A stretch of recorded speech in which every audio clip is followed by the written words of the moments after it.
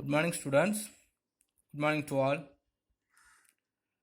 So, directly we can go to the subject. So, last day we have studied the scope of economics and the subject matter of economics, right? Have you remember? Okay, good. Okay, even in the scope of economics, we have to study some of the controversy or the debate of the economics. Not the debate of the economics, the concept of economics or the subject matter of economics always throws the light whether it is science or art. So the scope of economics took the controversial or one of the debate that is the economics is an art or a science. Even if it is a science, whether it is a positive science or a normative science. Okay, so we can see about the controversial debate. The scope of economics make us to bring a debate of the result. A result of the debate that is the economics is an art or science. Okay, first we can take what are the reasons are there to take the economics as an art. Okay, what are reasons are there to consider the economics as an art? First, what's the meaning of art? Art is the practical application of knowledge for achieving particular goals. Okay, if you want to achieving particular goals, so you have to apply some of the practical knowledge. Okay, so what are the existing experience or what is the past experience? Okay, by having these two, we will apply some of the practical knowledge for achieving particular goals to attaining the economic activity or some of the goals, right? So in this area we can consider the economics as an art. If you ask how it is mean, for example, in our economics, so many of the economists or some of the policies makers are making a planning. Okay, so the planning commissions now are taking the planning. Okay, some of they are bringing some of the policies, fiscal policies and the monetary policies. Okay, so in this planning or in these monetary policies or the fiscal policies, some of the economists bringing some of the new ideas and new innovations. Okay, how they are bringing the new innovations and new idea means by having the past experience. Okay, there is no scientific analysis. Okay, by having the past experience, he will apply the new ideology to attaining the particular goals. Okay, so like this, the policy making policies are making some of the ideologies are creating the planning. Some of the economists are using the economics as a practical knowledge.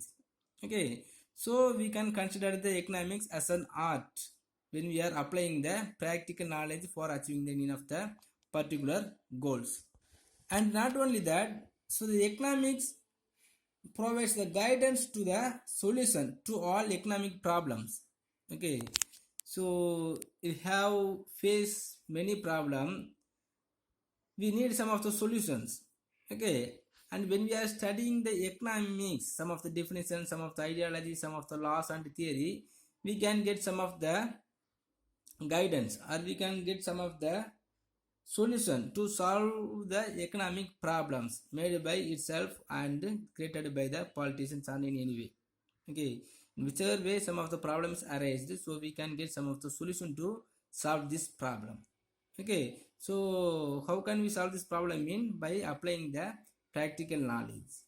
Okay, so we can consider the economics as an art.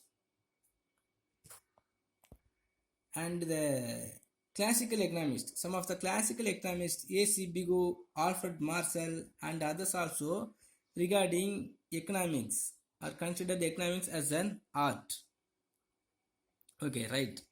Next, why we have to considering the economics as a science? First, what is the science? Science is a systematic study of knowledge.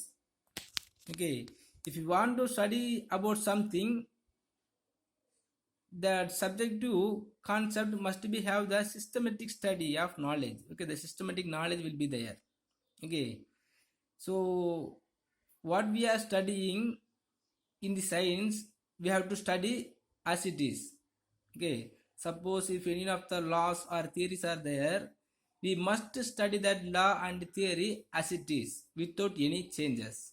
Okay, for the example, the Newton's law is there. Okay, the Newton's law is also one of the science. Okay, so in this Newton's law, there will never change. We have to study what Newton's already told, right? So like that in economics also, we have to study something as it is. And not only that, in science, all the relevant facts are collected, classified, and analyzed with its scale of measurement. Okay, so in this science, all its relevant facts are collected, classified, and analyzed with its scale of measurement. Okay, by collecting some of the data, so it was classified and analyzed by some of the proper measurement. So here also some of the laws and the theories will be used like a science. Okay, by using some of the proper measurement. Okay, by calculating the population, we have to need some of the data, and the data also classified and analyzed by the proper measurement. Okay, and in this marginal utility, so we will study about later, we will study the later about this marginal utility, and in this marginal utility and the consumer surplus. Okay, everything also will be analyzed by the proper measurement scale of measurement. Okay, so in this area we can consider the economics as a science. And another side, the science develops the correlationship between the cause and the effect. Okay, the science develop the correlationship between the cause and the effect. Okay, for example, the cause is in this Newton law, the cause is thrown up the stone to sky. That is the cause. The effect is it will be come down back. Like that, in economics also some of the cause and the effect relationships are there. Some of the correlationships will be there within the cause and the effect. Okay, so for example, the price, the supply of commodity is determined by the price of the commodity. Okay, when the price of the commodity is increased, the supply of the commodity is also will be increased. Okay, normally if the price of the commodity is increasing, mean so the producer will be increasing the supply of commodities, because that time only he can earning more income, right? So normally on the whenever the price of the commodity is increased, so on the basis of the increasing price, the supply of commodity also will be increased. Okay, here the cost is increasing the price of commodity. Okay, the cost is increasing the price of commodity, the effect is increasing the supply of commodity, right? So we can consider the economics as a science. Okay, not only that, here so many of the laws and the theories in economics is universally accepted. So like that in economics also so many of the laws and theories are universally accepted. Okay, so what are the rules on formulations, and what are the things is used, and what we have accepted in economics, everything also will be there in economics also. So we can consider the economics as a science. Okay, okay, right. Next, another one of the point is, if you are accepting the economics as a science, mean which science? Economics is considered as a positive science or a normative science. So before that, we must know about the meaning of positive science. So positive science deals with what it is. Okay, the positive science always says as it is. So this is also deals how the world work.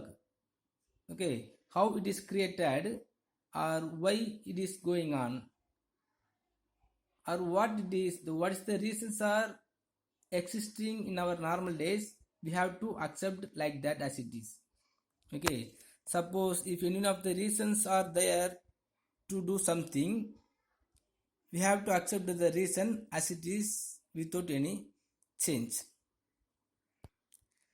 And the positive science analyze a problem on the basis of facts and examines its causes. Okay, the positive science analyzes a problem on the basis of a facts and examines its causes. For example, at the time of price increase, its causes are analyzed. Okay, suppose in a market the price of a commodity is increased, mean, so the positive science will be analyzed the reasons why the price was increased. Okay, so after the result of the analysis, we have to accept the reasons of increasing the price of commodities without any change. Okay, that is called positive science. Okay, as the natural science are the real. Positive means the real reasons are the real things. What we are going to study, we have to study as it is. Okay, otherwise the positive science will be bringing the real answers or the definitely certainty answers for some problems or some things. Okay, I said, suppose the price of the commodities increased, so the positive science analyzed the reasons for increasing the price of commodities, and we have to accept the reasons without any changes as it is. Okay, next is the normative science. The normative science responds to a question like what ought to be. Okay, normative science responds to a questions like what ought to be, how should be solved, what will happen, whether it is good or bad. Okay, everything will be there. The normative science always deals with what ought to be. And the normative science will not analyze any cause and effect. Okay, the result of the normative science are not based on facts, but on different considerations belonging to the social, cultural, political, religious arms. Okay, so this normative science, the answers will be based on the different consideration of social, cultural, and political, religious realms. Okay, for example, if the price is increased, mean, so normative science will be explain about the problems of increasing the price of increasing price of commodities. Okay, otherwise the normative science will be explain the increasing price of commodity is good or bad. Okay, or how to solve or how to adjust the increasing the price of commodity. Okay, in shortly, if you want to understand the difference between the positive science and the normative science, the positive science is concerned with how and why. How and why mean, so it is the positive science want to analyze the real fact by having the questions how it is made, why the price was increased, like that. Okay, and the normative science with what ought to be. What ought to be means, suppose if the price is increased, mean, so what is the problem or what we can do in these futures, whether it's a good or bad. Okay, so how can we adjust the increasing the price of commodities, like that. Okay, it will give some of the solution to adjusting the problems. Okay, some of the statements are there. When we are studying these statements, we can understand the difference between the positive science and the normative science. Okay, under the positive science, an increase in money supply implies a price rise in an economy. An increase in money supply implies a price rise in an economy. Okay, here the rising price is the effect, but increasing money supply is the cause. Okay, suppose money supply is increased, it will lead the price rise. Okay, the money supply is increased in our nations, it will lead to increasing the price of commodities. Okay, it is the compulsory one. If the price supply is money supply is increased, compulsory the price will be rise. Okay, next, as the irrigation facilities and applications of chemical fertilizers expand, the production of food grains increase. Okay, now if you are applying the good fertilizer, good irrigation facilities and the chemical fertilizers, so the food grains also will be increased. Okay, normally if you apply the more irrigation facilities and the chemical fertilizer, so the production will be increased. Okay, the cause is making the more fertilizers and irrigation facilities. Okay, because of that the production will be increased must. Okay, so in this normative science the two statements are there. Inflation is better than deflation. Okay, the inflation is arised, what will happen? Okay, otherwise we can, so normative science will be dealing about the debate of which one is best, the inflation or deflation. Okay, the inflation is better than deflation. Okay, so the people under the normative science will be accepted with the inflations due to be better than the deflation. Okay, more production of luxury goods is not good for a less developed countries. Okay, so all the nations are want to produce the commodity, luxury commodity only. Okay, but the normative science will be says the productions of luxury goods is not good for a less developed countries. Okay, it will be give some of the moral ideology. Understand? Okay, good. Okay, students, next we will study the basic concept in economics. Okay, some of the basic concepts are there in economics. When we are going to study about different concept of economics, we must know some of the basic concept. Okay, after understood the meaning of the basic concept in this economics stream only, we can understand this different type of the laws and theories. Okay, the economics has some of the basic concept to explain its theories mean. So in economics, so many of the glossary words are different from normal word. Okay, so we must understand the meaning is necessary. First we can study about the goods and services. Some of the basic in this basic concept, so the goods and services, whenever we are going to study, so the on the basis of the goods and services only all the economic activity will be moving on. Okay, so the both goods and services satisfy human wants. Okay, what's the meaning of goods and services? First they leave the services, first we will tell about the goods. What's the meaning of the goods mean? So what are the things are satisfy the human wants, that things is called as a goods.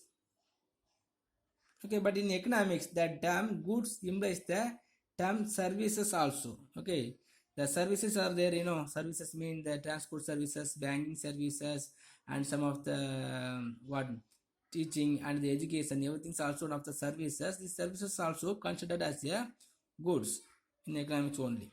Okay, so what are the things, what are the activities is satisfying the human wants, everything is also called as a goods.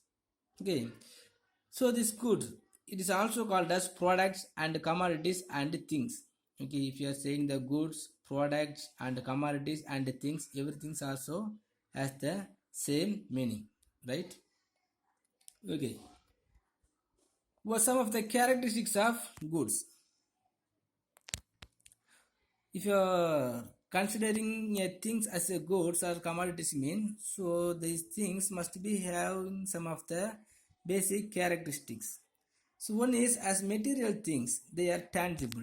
Tangible mean when we are touch and we can feel, it is the physical objectives. Okay, so as a material thing, it must be has the characteristics of tangible.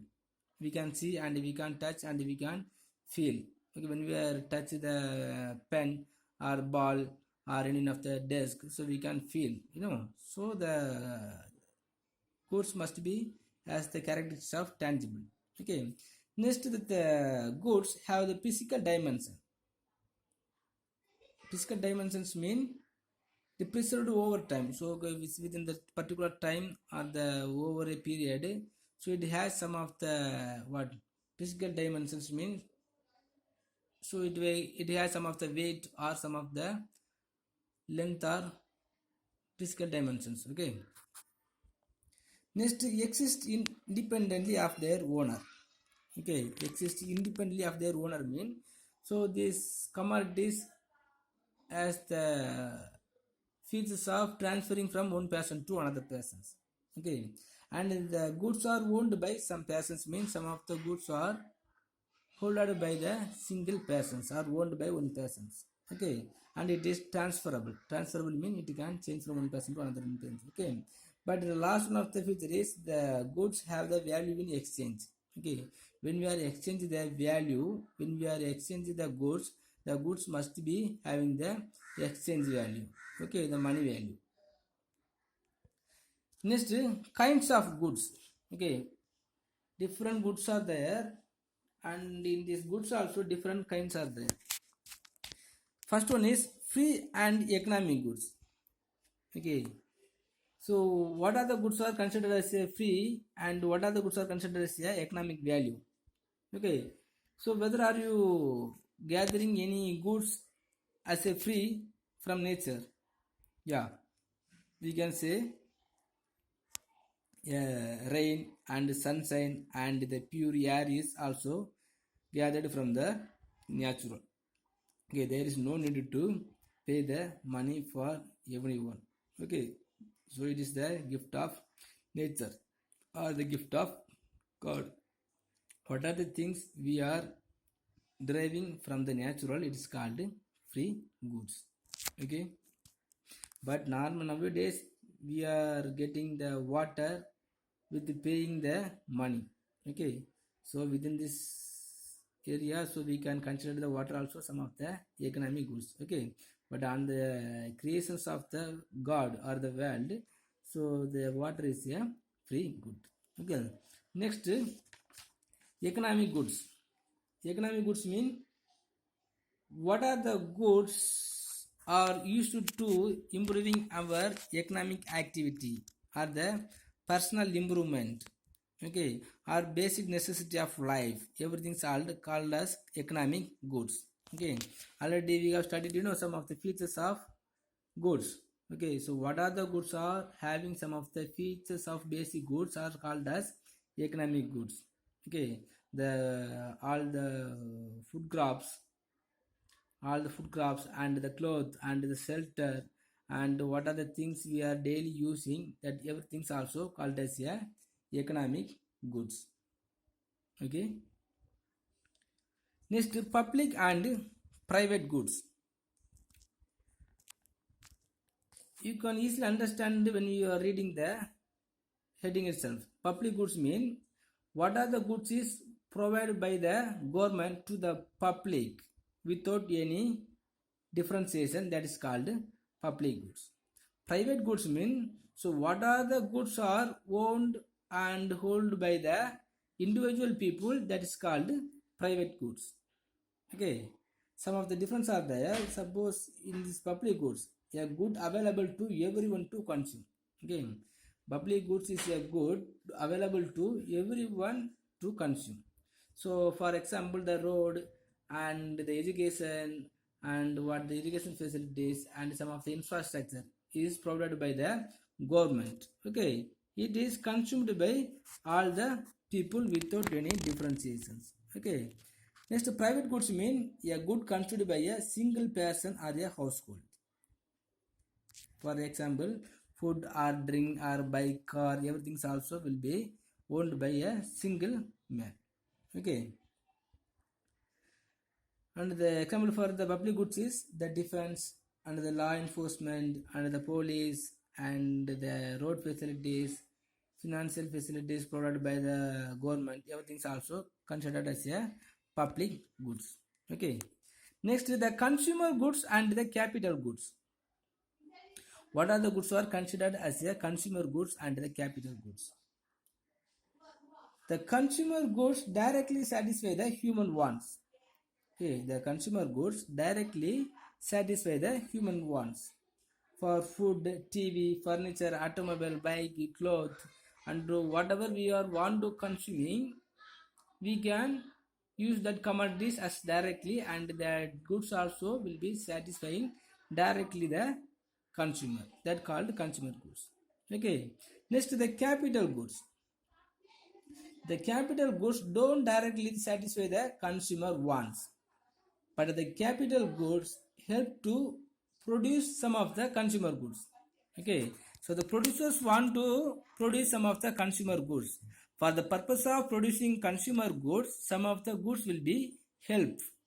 Okay, for example, the JCB or the computer and some of the machineries. Okay, without having the machineries, the no producers can produce any of the consumer goods. Okay, for the purpose of producing the consumer goods, what are the goods are needed to create it? That is called capital goods. Okay, for example, machineries, the JCB and all over the machineries, everything is called as a capital goods.